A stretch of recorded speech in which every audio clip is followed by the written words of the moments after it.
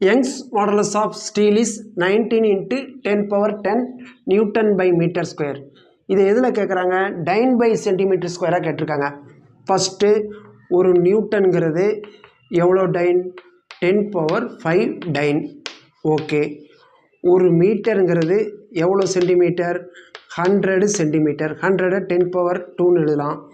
ஆனால் இங்கே metre square இருக்கா? மீட்டர் இருக்கா? Metre square. அப்போ மீட்டர் ஸ்கொயர்னால் இதையும் என்ன பண்ணும்?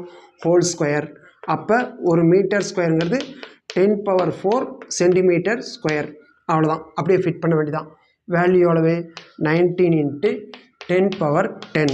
இது எனக்கு பிரச்சனை இல்லை. இன்ட்டு ஒரு நியூட்டனுங்கிறது எவ்வளோ டைன்? 10 power 5 time. ஓகேங்களா? ரைட். பை ஒரு மீட்டர் ஸ்கொயருங்கிறது எத்தனை centimetre square? 10 power 4 centimetre square. Okay. இதை அடித்தா இது ஒன்று வருமா? அப்போ ஏற்கனவே இங்கே 10 பவர் 10 இருக்குது, இங்கே ஒரு 1. அப்போ 10 power 11 dyne by centimetre square. இந்த மாதிரி பார்த்துங்க.